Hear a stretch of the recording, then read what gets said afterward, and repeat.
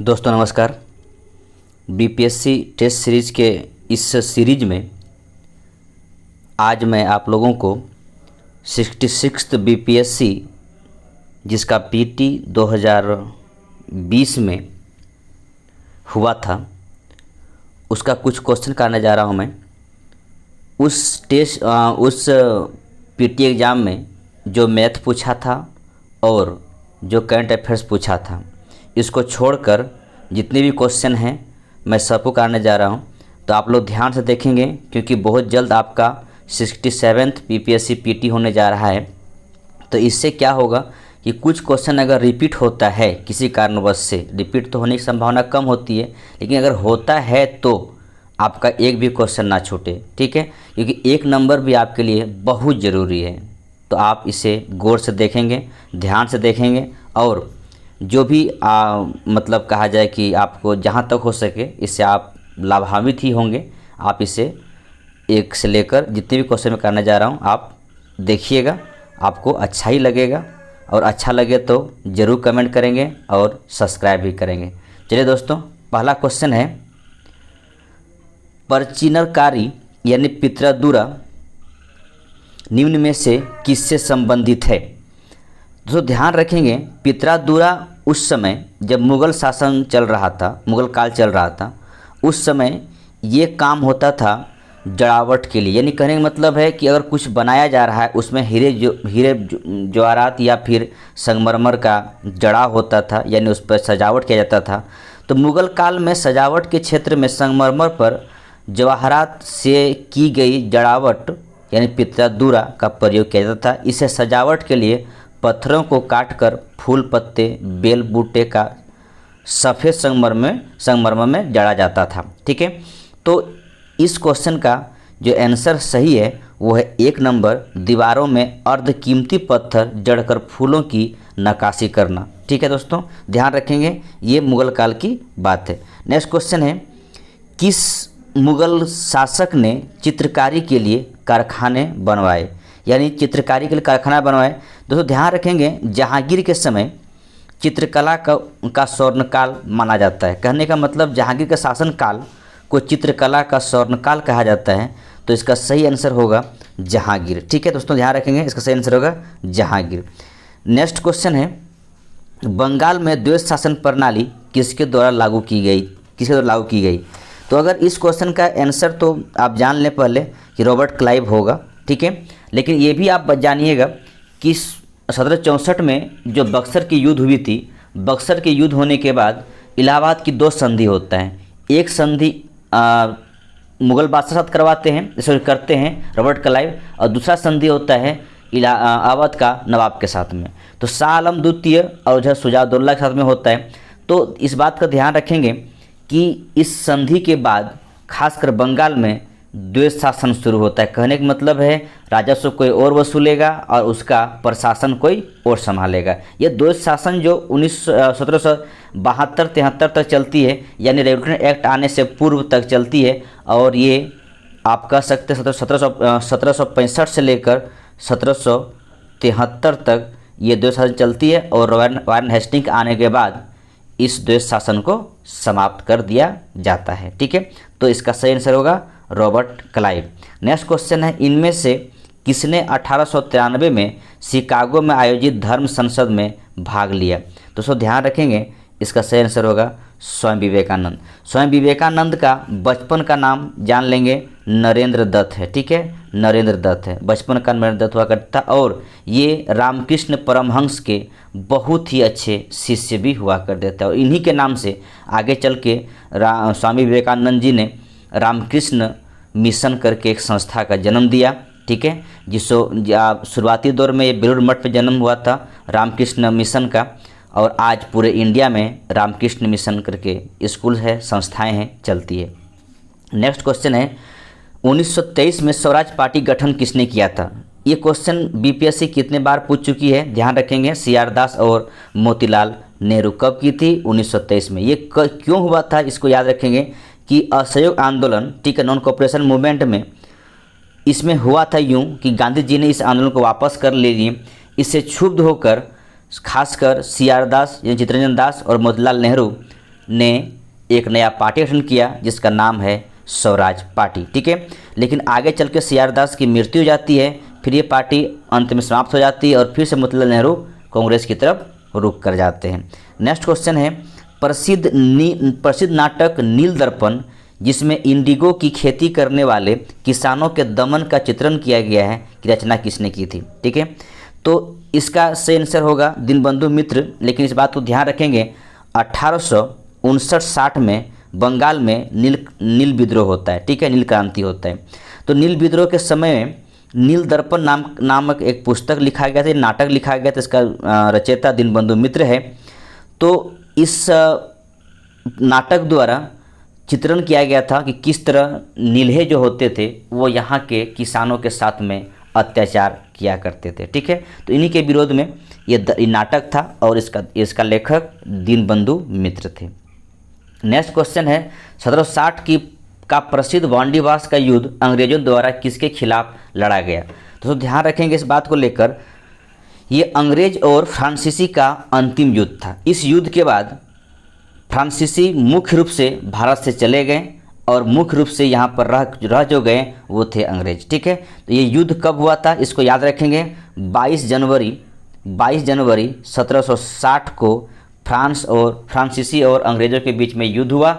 और ये युद्ध आप कह सकते हैं फ्रांसीसियों के ताबूत पे कील साबित हुआ और फ्रांसीसी सदा के लिए इंडिया से वापस चले गए और इस युद्ध में फ्रांसीसी का भी हार हुआ था। ठीक है, आप इसे कह सकते हैं, इसे सप्तवर्ष युद्ध भी कहा जाता है, सप्तवर्ष युद्ध का ये हिस्सा भी कहा जा सकता है। ठीक है, और दोस्तों ये भी याद रखेंगे अंग्रेजी सेना की तरफ से इसमें जो नेतृत्व कर रहा था वो थे सर आयर कूट।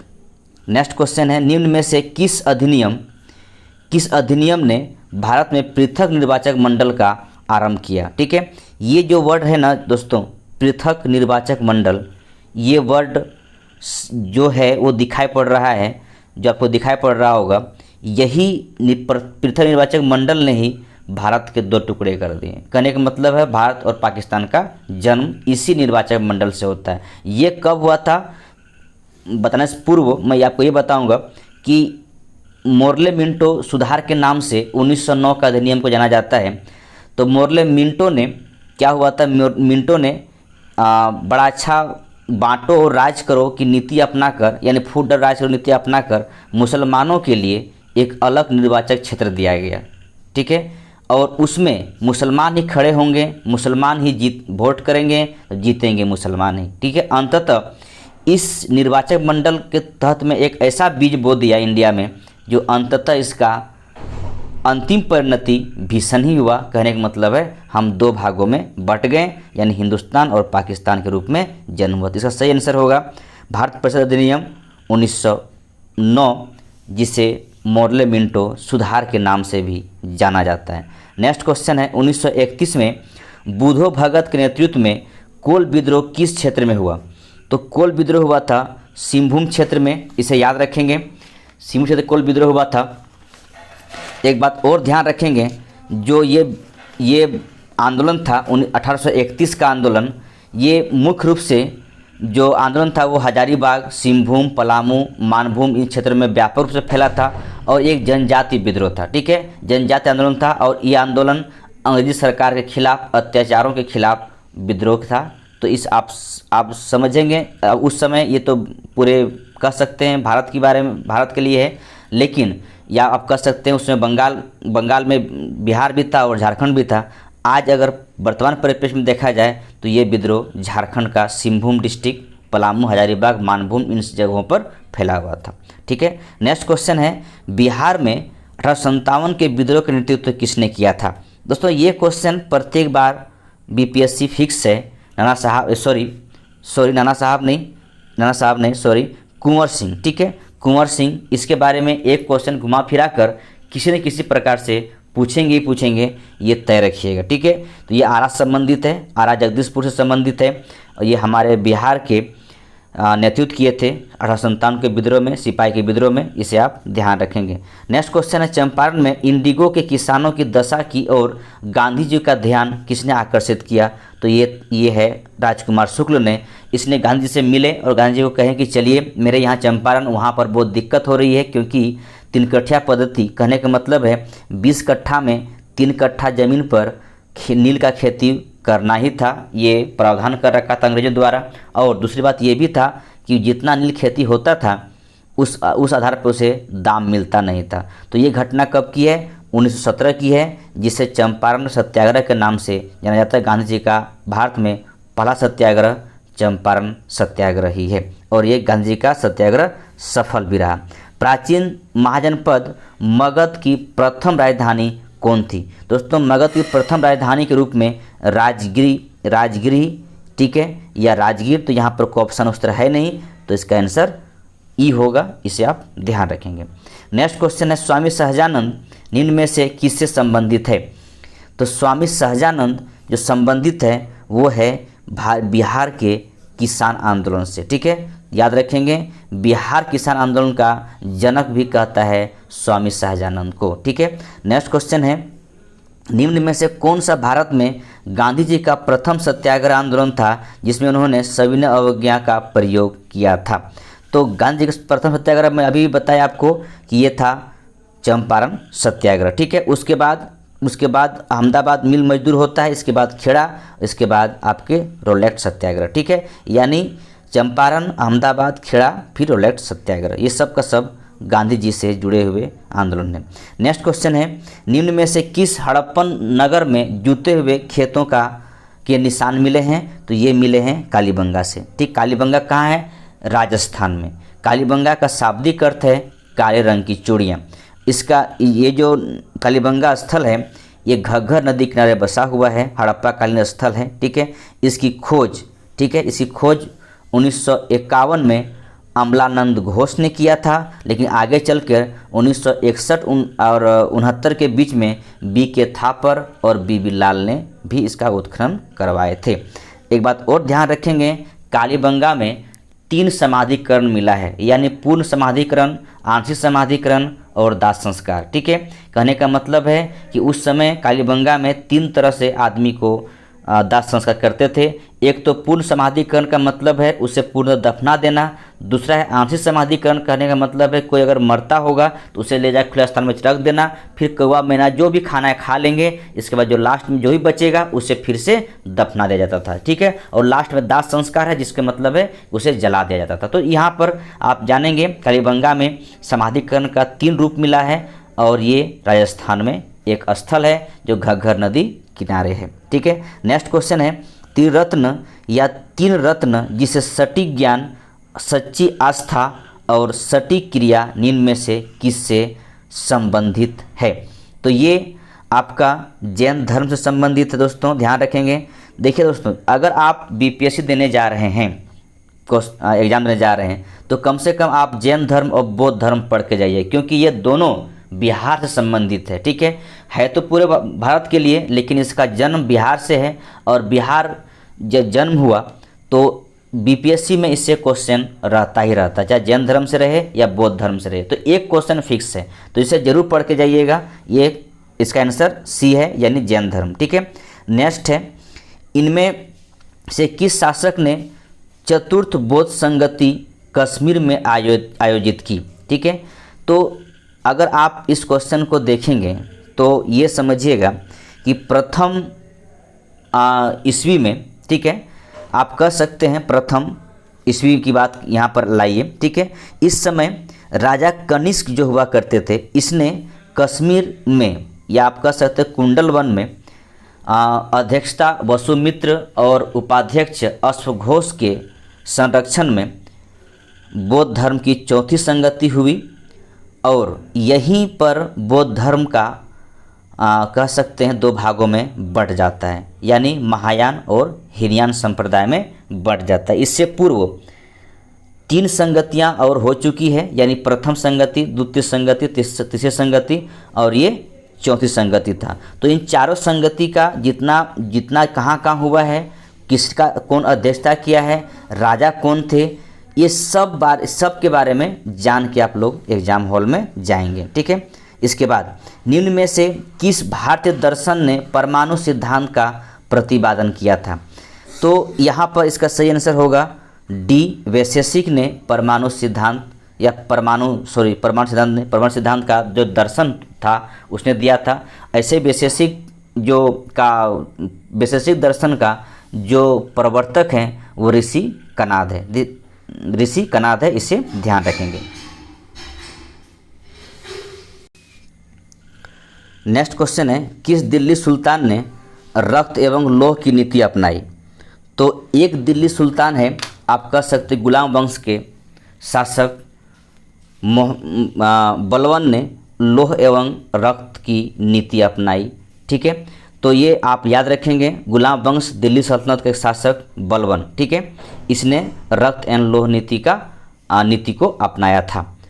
इसके बाद आप ये भी जान लीजिएगा कि इसका शासनकाल कब तक था? 1266 से 1286 तक। ठीक है, ये था, और ये गुलाम वंश का शासक था, आपको बता भी दिया। आगे नेक्स्ट क्वेश्चन है कि कौन सा मध्यकालीन भारतीय साम्राज्य व्यापक स्तर पर स्थानीय स्वशासन के लिए प्रसिद्ध था? तो एक बात ध्यान रखेंगे, चोल साम्राज्य, जिसका संस्थापक सेकंड चोल साम्राज्य, जिसके संस्थापक विजयालय हैं। तो आप विजयालय के बारे में संस्थापक हुआ करते थे। चोल साम्राज्य के बारे में इतना समझेंगे, सबसे मुख्य विशेषता के रूप में इसके पास क्या था? स्थानीय स्वशासन। ठीक है, जो आज हमारे पास भी अभी भी मौजूद है। तो आप कह सकते हैं जो प्राचीन काल से चलते आ रहा है पंचायती राज व्यवस्था, ये चोल शासन का बहुत बड़ी देन है।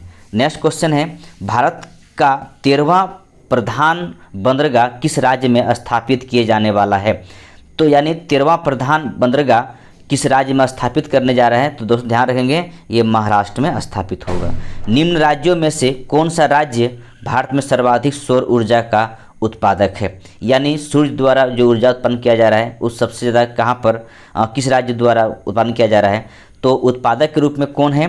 दोस्तों ध्यान रखेंगे, कर्नाटक। ठीक है, नेक्स्ट क्वेश्चन है, खनिज और जिले के निम्न जोड़े में कौन सा जोड़ा सही है? ठीक है, तो इस बात पर आप लोग थोड़ा गौर करेंगे कि यहाँ पर बिहार का जिला दिया हुआ है और साथ में खनिज भी दिया हुआ है। तो इससे आप कौन सा जोड़ा सही है, आपका क्वेश्चन ये है। तो जोड़ा याद रखेंगे, लाइमस्टोन, कैमूर, ये सही है। ठीक है, इसके बाद आपके पास जो भागलपुर दिया हुआ है, जो मायका है, तो भागलपुर नहीं होके यहाँ पर होगा नवादा। ठीक है, नवादा होगा।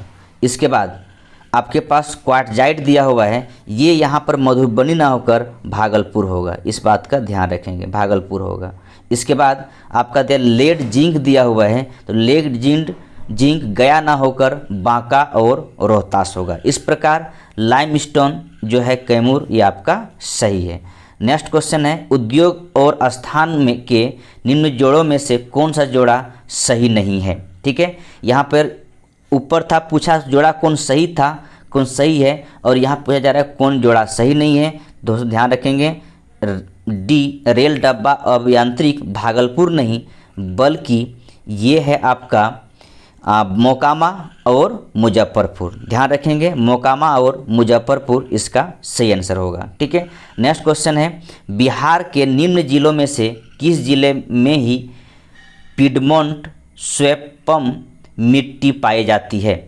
ठीक है, तो ये पिडमोंट मिट्टी जो पाई जाती है, ये किस जिले में पाई जाती है? दोस्तों ध्यान रखेंगे, ये पाई जाती है पश्चिमी चंपारण में। ठीक है, नेक्स्ट क्वेश्चन है, बिहार के निम्न प्रशासनिक विभागीय जोड़ों में से किस जोड़े से गंगा नदी नहीं बहती है? ठीक है, तो यहाँ गंगा नदी कहाँ से नहीं बहती है, ये जोड़ा बताना है। तो कोसी और मगध से गंगा नदी नहीं बहती है, बाकी दरभंगा, ठीक है, दरभंगा, इसके बाद दरभंगा मुंगेर में बहती है। ठीक है, तिरहुत सारण में बहती है, पूर्णिया भागलपुर में बहती है। ठीक है, तो इस प्रकार जो सही आंसर होगा मगध कोसी। ठीक है, ये नहीं बहती है। नेक्स्ट क्वेश्चन है, जनजाति और जिले के निम्न जोड़ों में से कौन सा जोड़ा सही नहीं है? ठीक है, तो सही आपका ये संथाल जो है, ये संथाल आपको मिलता है झारखंड में, इसलिए बांका बिहार में है, इसलिए इसका सही नहीं है, बाकी सब सही है। ठीक, नेक्स्ट क्वेश्चन है, बिहार राज्य के कुल भौगोलिक क्षेत्र की तुलना में समस्त वन्य क्षेत्र का प्रतिशत है। तो अगर आप पूरा वन्य क्षेत्र को देखा जाए बिहार के बारे में तो इसका सही आंसर होगा, जैसे आप कह सकते हैं वन सर्वेक्षण रिपोर्ट 2019 के अनुसार बिहार में कुल जो वन भूभाग है वो 6,764 वर्ग किलोमीटर भूभाग पर वन है। इस प्रकार 7.1% वन है और सबसे अधिक वन किस जिला में है? पश्चिमी चंपारण में। तो इसलिए इसका आंसर ए होगा। नेक्स्ट क्वेश्चन है, निम्न में से किस जिले में बिहार का एकमात्र राष्ट्रीय उद्यान है? ठीक है, तो एकमात्र राष्ट्रीय उद्यान कहाँ पर है? तो वो है आपका पश्चिमी चंपारण में। ठीक है, ध्यान रखेंगे, वाल्मीकि राष्ट्रीय उद्यान पश्चिम चंपारण में है। भौगोलिक दृष्टि से जापान का सबसे बड़ा द्वीप है, तो जापान का सबसे बड़ा द्वीप के रूप में ये आपका होन्शु द्वीप जो सबसे बड़ा जापान का द्वीप है। ठीक है, इस बात को ध्यान में रखेंगे। और एक बात और ध्यान रखेंगे इस बात को लेकर कि जो जापान का होन्शु द्वीप है वो विश्व का 7वां सबसे बड़ा द्वीप है और इंडोनेशिया के जावा द्वीप के बाद विश्व का दूसरा सर्वाधिक जनसंख्या वाला द्वीप है। ठीक है, तो एक बात और ध्यान रखेंगे कि इसका मतलब ये है कि इंडोनेशिया का जावा द्वीप जो है तो जनसंख्या में सबसे आगे है। ठीक है, नेक्स्ट क्वेश्चन है, ग्रीनलैंड निम्न देशों में से किस देश का भाग है? ठीक है, ग्रीनलैंड आप देखेंगे सबसे उत्तर की तरफ ग्रीनलैंड आपको कनाडा के बगल में दिखाई पड़ेगा। तो ग्रीनलैंड पर किसका अधिकार है? तो वो डेनमार्क का है। डेनमार्क कहाँ पर है? यूरोप में, यूरोप का एक देश है डेनमार्क, उसका ग्रीनलैंड पर अधिकार है। ठीक है, उसके अधीन में ही आता है। और एक बात और ध्यान रखेंगे, यहाँ पे जनसंख्या बहुत विरल है। इस द्वीप पर जनसंख्या बहुत विरल है, आप जनसंख्या नहीं के बराबर है, तो ये भी ध्यान आप लोग रखेंगे। नेक्स्ट क्वेश्चन है, दिसंबर 2018 तक के अनुसार विश्व के निम्न देशों में से किस देश में सबसे अधिक भारतीय आबादी है? तो सबसे अधिक भारतीय आबादी जिस देश में है वो है आपका अमेरिका। ठीक है, अमेरिका में सबसे अधिक भारतीय आबादी है और दूसरे स्थान पे कौन है? संयुक्त अरब अमीरात। ठीक है, ये भी ध्यान रखेंगे, इस सेकंड स्थान पर है। ठीक है, सेकंड स्थान पर है। नेक्स्ट क्वेश्चन है, निम्न देशों में से किस देश में 2019 में सालाना सबसे अधिक सोना का उत्पादन टन में हुआ है?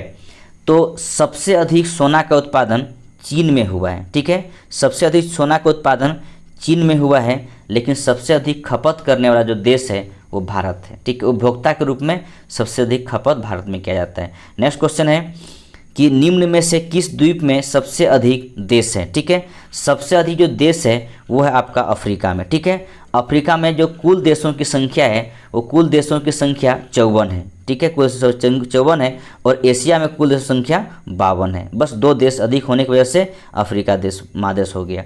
नेक्स्ट क्वेश्चन है, 2011 की जनगणना के अनुसार भारत के किस राज्य की आदिवासियों की आबादी का प्रतिशत उसकी कुल आबादी की तुलना में सबसे अधिक है? तो इसका सही आंसर होगा मिजोरम। ठीक है, वहाँ पे जो आबादी है खासकर 95% जनसंख्या आदिवासी मूल का है। यहाँ की कुल जनसंख्या का 95% आदिवासी मूल का जनसंख्या। ठीक है, नेक्स्ट क्वेश्चन है, निम्न कॉफ़ी उत्पादक क्षेत्रों में से कौन सा क्षेत्र कर्नाटक में नहीं है? तो कर्नाटक में कॉफ़ी होता है, ये तो आपको पता होगा। तो ये पुलनेज जो है वो कर्नाटक क्षेत्र के कॉफ़ी उत्पादक क्षेत्र नहीं है। ठीक है, भौगोलिक क्षेत्र की दृष्टि से भारत के निम्न जिलों में से कौन सा जिला सबसे बड़ा है? ठीक है, सबसे बड़ा जिला कौन सा है? तो ये आपका बी होगा, यानी कच्छ। सबसे बड़ा जिला कच्छ कहाँ पर है? गुजरात में है। नेक्स्ट क्वेश्चन है, भारत के किस राज्य में वन्य जीव अभ्यारण्य सबसे अधिक संख्या में है? सबसे अधिक संख्या में जो वन्य जीव अभ्यारण्य है वो है आपका महाराष्ट्र में। ठीक है, तो ध्यान रखेंगे महाराष्ट्र में।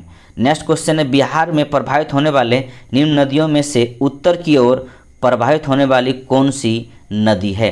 तो उत्तर की ओर प्रभावित होने वाली जो नदी है, ठीक है, उसमें से आपका सोन, पुनपुन, फल्गु, छादर, बदुआ, जो कि ये सब उत्तर में प्रभावित होने नदियां हैं।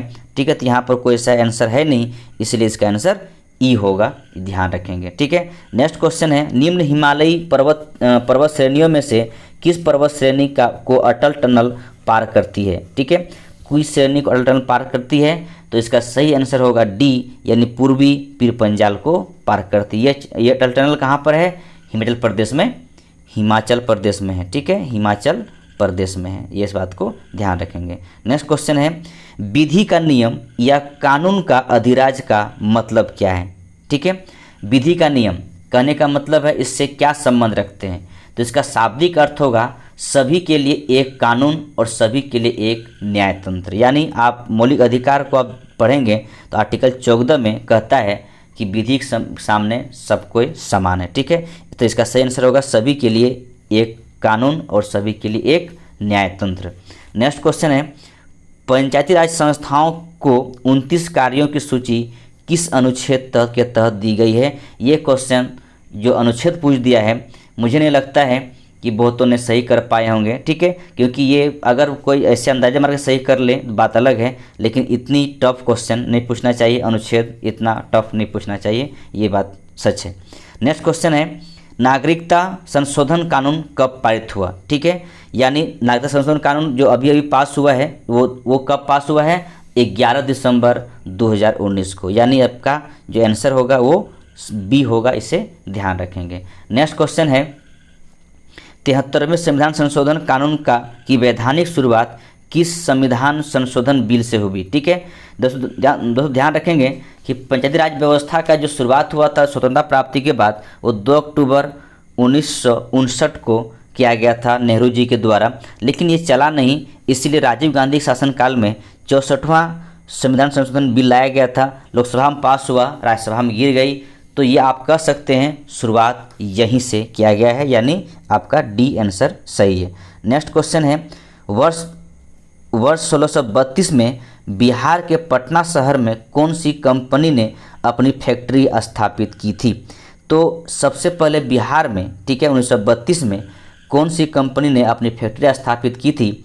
तो इसका सही आंसर होगा डच ईस्ट इंडिया कंपनी ने अपनी फैक्ट्री पटना शहर में स्थापित की थी। तो डचों ने सर्वप्रथम पटना कॉलेज की उत्तरी इमारत में डच फैक्ट्री की स्थापना की थी, ध्यान रखेंगे। ठीक है, तो डच कंपनी की स्थापना कब हुई थी? तो 1602 में, याद रखेंगे। ठीक है, ब्रिटिश ईस्ट इंडिया कंपनी की स्थापना कब हुई थी? 31 दिसंबर 1600 के स्थापना किया गया था। ठीक है, पुर्तगाल पहली बार जब कब आया था? 1498 में, वास्को डी गामा वगैरह।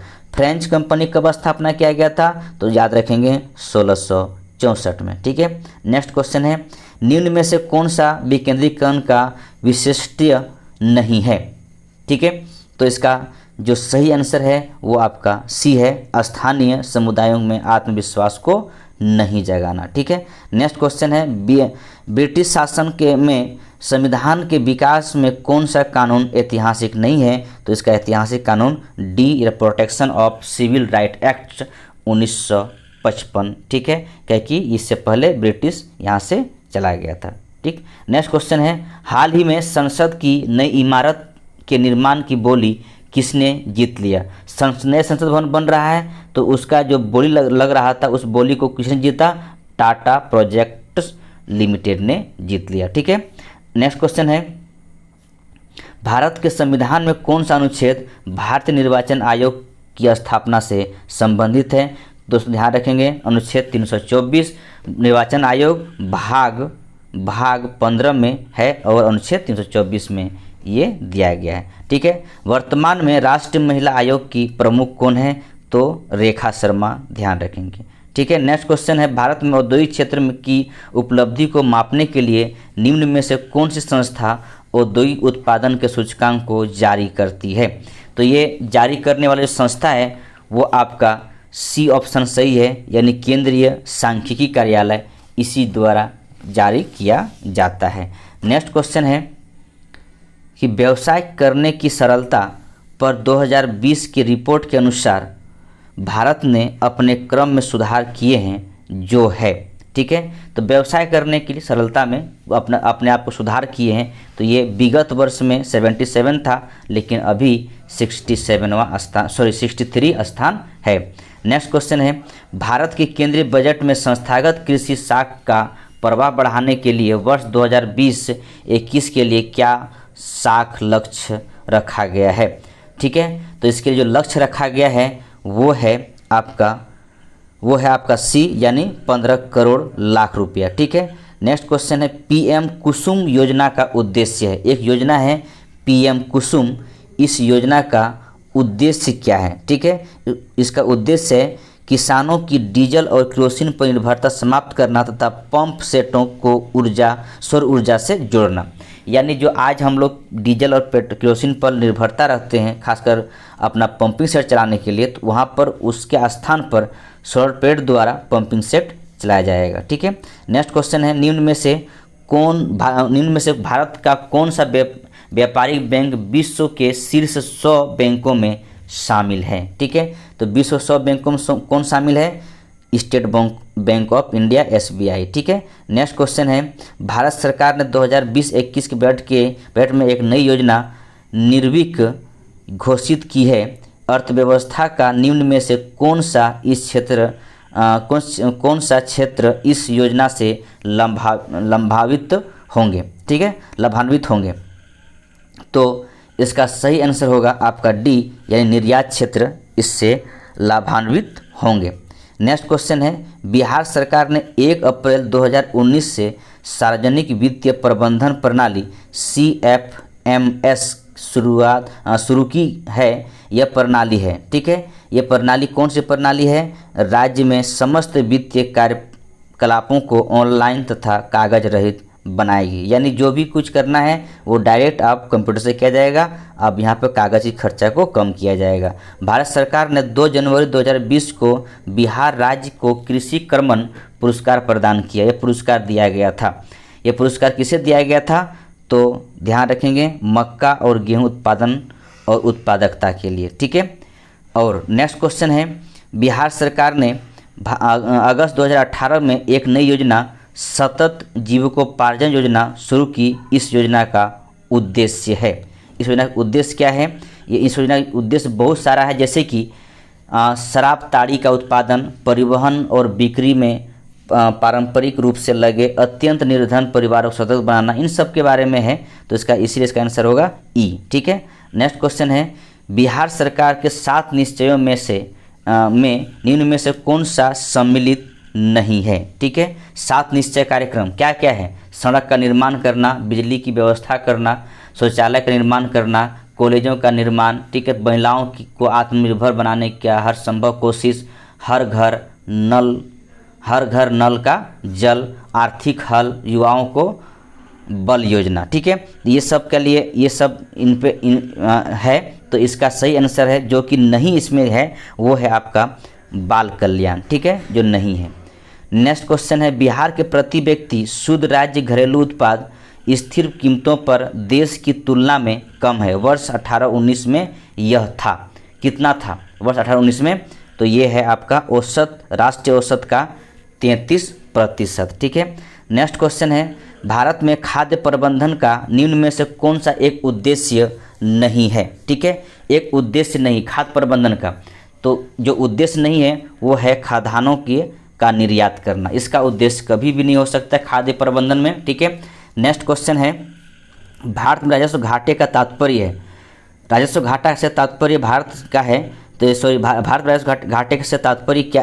तात्पर्य है कि जो आपका जो सही आंसर होगा इसका वो होगा बी। भारत सरकार को अपने अन्य व्ययों के वित्त पोषण के लिए उधार लेने की आवश्यकता है जो पूंजीगत परिसंपत्तियों के निर्माण नहीं करते हैं। ठीक है। नेक्स्ट क्वेश्चन है वर्ष 1920 में निम्न में से कौन सा देश भारत की सर्वाधिक व्यापारिक भागीदारी वाला देश है? तो इसका सही आंसर होगा संयुक्त राज्य अमेरिका।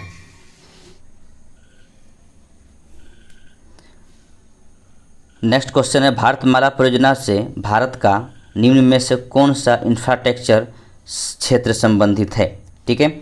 इस क्वेश्चन का जो सही आंसर है वो आपका है सी यानी सड़क इंफ्रास्ट्रक्चर। तो ध्यान रखेंगे सड़क इंफ्रास्ट्रक्चर भारतमाला परियोजना से संबंधित है। प्रसिद्ध गीत सरफरोशी की तमन्ना अब हमारे दिल में है कि रचयिता कौन है? तो इस गीत का जो रचनाकार है वो है आपका नाम, उस रचनाकार का नाम है, मशहूर शायर हुआ करता था अजीमाबाद के बिस्मिल अजीमाबादी। ठीक है। लेकिन यहाँ पर उसका कोई दिया हुआ नहीं है, इसलिए इसका सही आंसर होगा ई। तो ध्यान रखेंगे इसका सही आंसर होगा ई। लेकिन इस गीत को पहली बार जो गाया गया था वो थे, गाने वाले व्यक्ति हैं राम प्रसाद बिस्मिल। जब काकोरी कांड के मुकदमे में उसे फांसी दिया जा रहा था तो उस समय सामूहिक रूप से ये गाना गाए थे। नेक्स्ट क्वेश्चन है, बंगाल विभाजन के प्रत्याघात के रूप में कौन सा आंदोलन शुरू हुआ था? तो बंगाल विभाजन कब हुआ दोस्तों? 1905, याद रखेंगे। उस समय स्वदेशी आंदोलन शुरू किया गया था। ठीक है, इसके नेक्स्ट क्वेश्चन है, इनमें से 1945-46 में दिल्ली में हुए INA के मुकदमे के पक्ष में पेश हुए वकील थे। तो ये उसके पक्ष में पेश हुए वकील थे भूला भाई देसाई।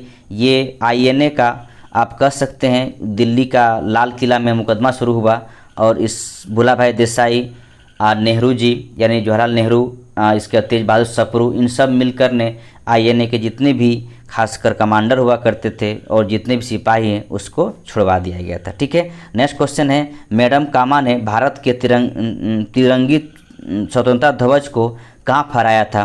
तो ध्यान रखेंगे ये फहराए थे स्टुगार्ट में। ठीक है, स्टुगार्ट में फहराए थे और इसे आप कह सकते हैं कि पहली बार झंडा जो फहराने वाले जो हैं वो हैं मैडम कामा। और ध्यान इस भी रखेंगे कि स्टुगार्ट कहाँ पर है? ये जर्मनी में है। और ये कब फहराए थे? 1907 में। ये भी ध्यान रखेंगे। ठीक है, नेक्स्ट क्वेश्चन है, निम्न में से कौन सी जोड़ी सही है? ठीक है, तो जो जोड़ी सही है वो है CR दास। ठीक है, ये जोड़ी सही है। बाकी विनोबा भावे द्वितीय नहीं, प्रथम सत्याग्रही है, ध्यान रखेंगे। ठीक है, इसके बाद ये आपका विलियम वेडरबर्न 1907 में नहीं बल्कि 1896 या देख लेंगे सही तरीके से, ये 1900 से पहले में जो ब्रिटेन कह सकते हैं अंग्रेज जो हैं जो कांग्रेस की अध्यक्षता किए थे, इसको आप लोग देख लेंगे। ठीक है, इसके बाद नेक्स्ट क्वेश्चन है, भारतीय राष्ट्रीय कांग्रेस द्वारा किस दिन को पूर्ण स्वराज दिवस घोषित किया गया था? तो ये दिन है 26/1/1930 को। 1929 में लाहौर अधिवेशन में नेहरू जी नेतृत्व किए थे, राष्ट्रीय कांग्रेस की अध्यक्षता किए थे। उसके बाद 26/1/1930 को पूर्ण स्वराज दिवस मनाया था और उसी दिन के याद में आज हम लोग गणतंत्र दिवस के रूप में मनाते हैं। बिहार की स्थापना कब की गई थी? स्थापना 1912 में, घोषणा कब हुई थी? 1911 में। ये भी ध्यान रखेंगे। बिहार की 3 कट्ठा पद्धति में नील की खेती के लिए भूमि का कितना भाग अमानत रखा जाता था? तो ध्यान रखेंगे, आपको मैं पहले बता चुका हूँ 3/20 यानी 20 कट्ठा में 3 कट्ठा रखना पड़ता था। बिहार के प्रथम मुख्यमंत्री कौन थे? तो इसका सही आंसर श्री कृष्ण। 1937 के चुनाव में बिहार के मुख्यमंत्री रूप में श्री कृष्ण सिंह ने अपना जगह बनाई थी। ठीक है, नेक्स्ट क्वेश्चन है, बिहार में कांग्रेस का प्रथम अधिवेशन कहाँ रखा गया था? तो ये थे पटना बांकीपुर में। इसका अध्यक्षता RN माधोलकर ने किया था। और इसके बाद बिहार में और 2 जगह पे हुई थी, गया में 1922 में जिसकी अध्यक्षता CR दास, चित्तरंजन दास ने किए थे। और 1940 में रामगढ़ में हुआ था जिसकी अध्यक्षता अबुल कलाम आज़ाद ने किए थे। नेक्स्ट क्वेश्चन है, जयप्रकाश नारायण को कौन सी उपाधि दी गई थी? तो इसे लोकनायक की उपाधि से सम्मानित किया गया। और ये सब क्वेश्चन पूछा हुआ है, पीछे भी पूछा हुआ क्वेश्चन है। ठीक है, इसलिए आप लोग क्वेश्चन को देखेंगे सही तरीके से। निम्न में से किस कॉलेज में गांधी जी ने पढ़ाई की थी? तो श्यामल दास कॉलेज भावनगर, यहाँ पर गांधी जी ने अपनी पढ़ाई की थी।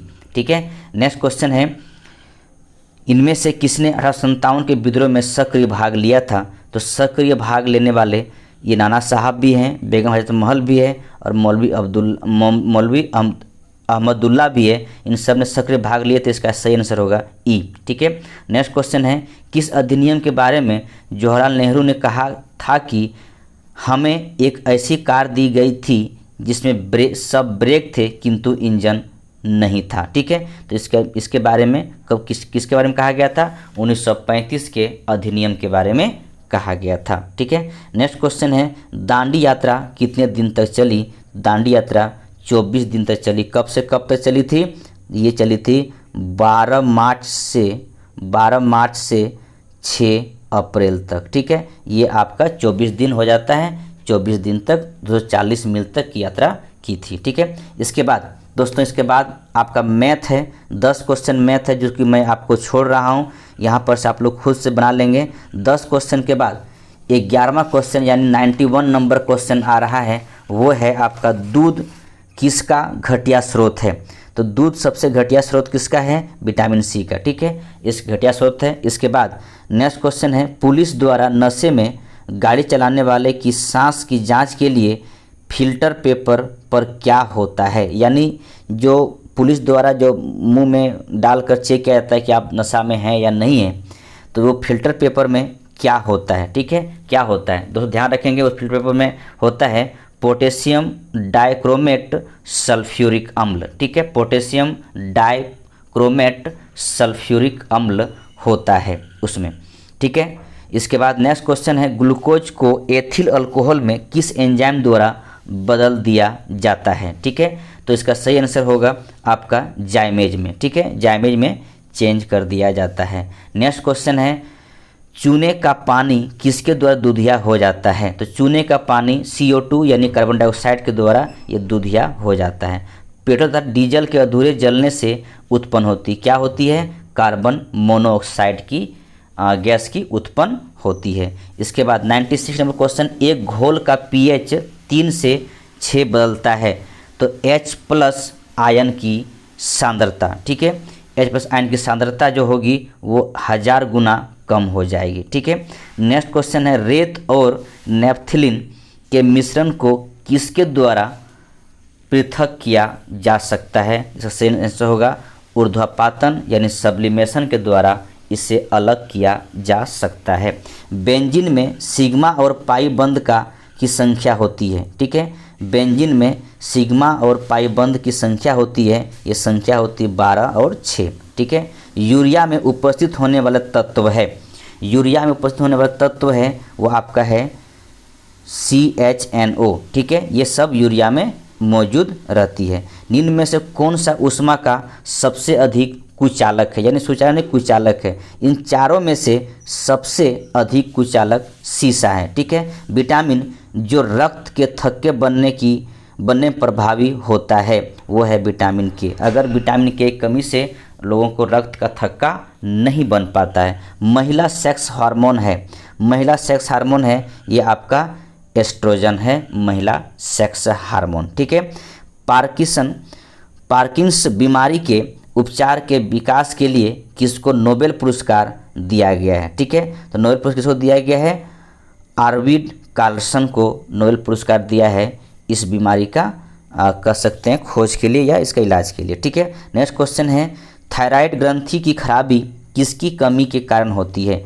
तो इसकी कमी कारण होती है आयोडीन। ठीक है, आयोडीन की कमी से थायराइड ग्रंथि की खराबी या कारण हो जाता है। ठीक है, नेक्स्ट क्वेश्चन है, कड़वाहट के लिए मानव जीव का संवेदनशील क्षेत्र है। कड़वाहट का जो हम लोग अनुभव करते हैं वो कहाँ होता है? पीछे की भाग में होता है, पीछे की भाग में होता है। ठीक है, नेक्स्ट क्वेश्चन, अदरक तना है जड़ नहीं क्योंकि ये मिट्टी में क्षैतिज रूप से बढ़ता है। ठीक है, क्षैतिज रूप से बढ़ता है। नेक्स्ट क्वेश्चन है, निम्न में से सबसे मीठी चीनी है। ठीक है, सबसे मीठी चीनी है क्या है? फ्रुक्टोज। ठीक है, फ्रुक्टोज सबसे मीठी चीनी है। निम्न में से कौन सा एक सच्चा फल नहीं है? तो सच्चा फल कौन नहीं है? सेब नहीं है, इसे आप ध्यान रखेंगे। ठीक है, 109 नंबर क्वेश्चन है, फलियां अत्यधिक पौष्टिक होती है क्योंकि उन्हें प्रचुर मात्रा में होता है या होती है। ये क्या होती है फलियां में? दो ध्यान रखेंगे, प्रोटीन होती है। ठीक, नेक्स्ट क्वेश्चन है, लौंग एक मसाला पौधे के किस भाग से प्राप्त होता है? तो प्राप्त होता है फूल की कली से। ठीक है, फूल की कली से। मांसपेशियों में दर्द के उपचार में उपयोग किए जाने वाले विकिरण है वो है आपका इंफ्रारेड है, जो मांसपेशियों का दर्द का उपचार किया जाता है।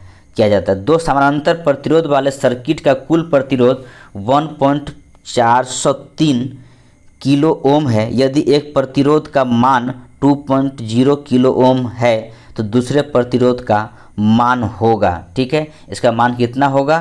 तो ये 4.5 4.70 होगा, ये आप ध्यान रखेंगे। ठीक है, नेक्स्ट क्वेश्चन है, गर्म करने पर एक अर्धचालक का प्रतिरोध, जो गर्म करेंगे किसी चीज़ को तो उसका अर्धचालक का प्रतिरोध कितना हो सकता है, तो क्या हो सकता है, ये आपका घटेगा, ध्यान रखेंगे, घटेगा। नेक्स्ट क्वेश्चन है, फैराडे स्थिरांक। फैराडे एक वैज्ञानिक हुआ करते थे, इसका स्थिरांक के बारे में कहा जा रहा है कि स्थिरांक के बारे में कहा जा रहा है, तो फैराडे स्थिरांक क्या है, सार्वभौमिक स्थिरांक है। ठीक है, नेक्स्ट क्वेश्चन है, प्रकाश वर्ष किसकी इकाई है, तो ये दूरी की इकाई है। जब प्रकाश एक माध्यम से दूसरे माध्यम में जाता है तो निम्न में से कौन सी नहीं बदलती है या नहीं बदलता है, तो इसका सी यानी आवृत्ति नहीं बदलती है। विद्युत चुंबक के तरंगों का वेग होता है। ठीक है, ये वेग कितना होता है, ये 3 × 10⁸ ms-s। ठीक है, तो आप ध्यान रखेंगे इस बात को लेकर। ठीक है, इसके बाद नेक्स्ट क्वेश्चन है, पहला आदमी जिसने चांद पर अपना पैर रखा था वो कौन थे, नील आर्मस्ट्रांग पहला आदमी है जो चांद पर पैर रखे थे। कब गए थे, 20 जुलाई 1969 को कदम रखे थे, और ये अमेरिकी खगोलीय शास्त्री हैं। ठीक है, नेक्स्ट क्वेश्चन है, प्लूटोनियम न्यूक्लाइड के नाभिक में न्यूट्रॉन की संख्या होती है, तो न्यूट्रॉन संख्या कितनी होती है, 148 होती है। ठीक है, 148 होती है। और वैसे भी 242 ऊपर में दिया और नीचे 94 दिया, इसको घटा देंगे तो जो निकलेगा वही न्यूट्रॉन की संख्या होगी। और आज का लास्ट क्वेश्चन है, सबसे ज़्यादा श्यानता होती है तो वो किस में होती है, शहद में होती है। दोस्तों इसके बाद जो 30 क्वेश्चन है वो 30 क्वेश्चन आपका करंट अफेयर्स का है, उसको याद करने का या देखने का कोई मतलब नहीं बने, क्योंकि नए करंट अफेयर्स आएगा पूरे 21 का। यानी ये एग्ज़ाम आपको 20 में हुआ था, 20 के दिसंबर में हुआ था, पूरे 21 में एग्ज़ाम नहीं हुआ, किसी कारणवश कोरोना की वजह से शायद नहीं हो पाई, तो पूरा 21 का करंट अफेयर देखना पड़ेगा। ठीक है, और इधर 22 का कुछ देखना पड़ेगा तभी हो पाएगा। तो इस करंट अफेयर्स को देख के कोई फ़ायदा नहीं है। तो चलिए दोस्तों, हम यहीं तक रखते हैं और आप लोग इसको सही से देख लीजिएगा। जो भी गलतियां होंगे कमेंट करेंगे, आपकी कमेंट को देखा जाएगा, सही से परखा जाएगा और मैं कोशिश करूंगा उसका सही जवाब भी देने के लिए। दोस्तों ध्यान रखेंगे, अगर आप चैनल में नए हैं तो सब्सक्राइब कर लेंगे, और जो सब्सक्राइब कर चुके हैं वो लाइक करेंगे। थैंक यू दोस्तों, धन्यवाद, जय हिंद।